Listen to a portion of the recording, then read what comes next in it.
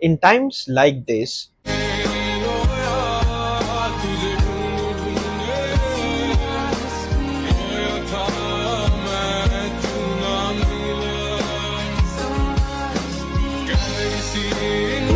community becomes strength.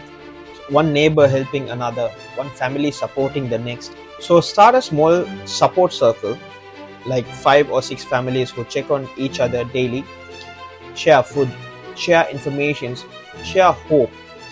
When one person breaks, the other hold them up.